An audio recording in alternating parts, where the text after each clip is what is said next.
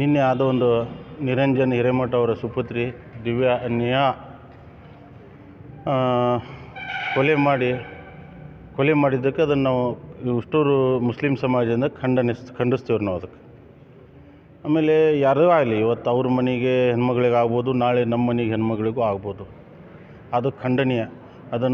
ಅದು ಮಾಡಿದ ತಪ್ಪವ ಅವಂಗೆ ಸರ್ಕಾರದಿಂದ ಸನ್ಮಾನ್ಯ ಸಿದ್ದರಾಮಯ್ಯ ಅವರಾಗಲಿ, ಡಿ ಕೆ ಶಿವಕುಮಾರ್ ಆಗಲಿ, ಸಂತೋಷ್ ಲಾಡ್ ಅವರಾಗಲಿ, ಜಿಲ್ಲಾ ಉಸ್ತುವಾರಿ ಮಂತ್ರಿ ನಮ್ಮವರು, ಅವರೆಲ್ಲರೂ ಕೂಡಿ ಒಂದು ಹೊಸ ಕಾನೂನನ್ನು ತೆಗೆದು ಹೆಣ್ಮಕ್ಳಿಗೆ ಸುರಕ್ಷೆಯನ್ನು ನೀಡಬೇಕು ಮತ್ತು ಕಾನೂನಾತ್ಮಕವಾಗಿ ಕಠಿಣವಾಗಿ ಅವ್ರಿಗೆ ಶಿಕ್ಷೆ ನೀಡಬೇಕಾಗಿ ಅವ್ಗೆ ನಾವು ಎಲ್ಲರಲ್ಲಿ ಸರ್ಕಾರದಲ್ಲಿ ಮತ್ತು ಮಾನ್ಯ ನ್ಯಾಯಾಧೀಶರಲ್ಲಿ ವಿನಂತಿಸಿಕೊಳ್ತೀವಿ ರೀ. ಅದನ್ನು ಮುಸ್ಲಿಂ ಸಮಾಜ ಆಗಲಿ, ಹಿಂದೂ ಸಮಾಜ ಆಗಲಿ, ಜೈನ್ ಸಮಾಜ ಆಗಲಿ, ಸಿಖ್ ಸಮಾಜ ಆಗಲಿ, ಎಲ್ಲರಿಗೂ ಒಂದು ಧರ್ಮ ಗ್ರಂಥ ಇರ್ತೈತಿ. ಅದರಲ್ಲಿ ಕೆಲವೊಂದು ಎಲ್ಲರಿಗೂ ಒಳ್ಳೆಯದನ್ನು ಬರೆದಿದ್ದಾರೆ.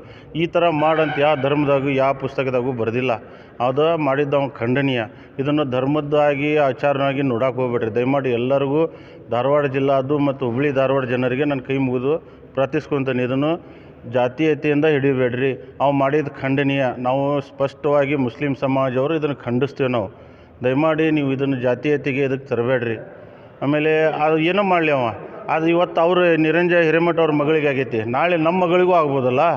ಅದಕ್ಕೆ ಹೆಣ್ಣುಮಕ್ಳ ವಿಷಯದಾಗ ಜಾತಿ ಆಮೇಲೆ ಇಂಥವು ವಿಚಾರಗಳನ್ನು ತಂದಿಡಬೇಡ್ರಿ ದಯಮಾಡಿ. ಕೈ ಮುಗಿದು ಎಲ್ಲರಿಗೂ ಕೇಳ್ಕೊತೀನಿ, ಇದನ್ನು ಪೊಲಿಟಿಕಲ್ ಆಗಲಿ ಜಾತಿ ಆಗಲಿ ಅದನ್ನು ಮಾಡಬಾರ್ದು.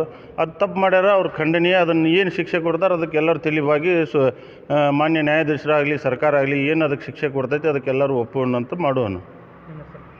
ಮೊಹಮ್ಮದ್ ಸಲೀಮ್ ಕ್ಯಾಲ್ಕೊಂಡ್ ಅಂತೇಳಿ ಅಂಜುಮನ್ ಸದಸ್ಯರು ಮತ್ತು ಮುಖಂಡರು.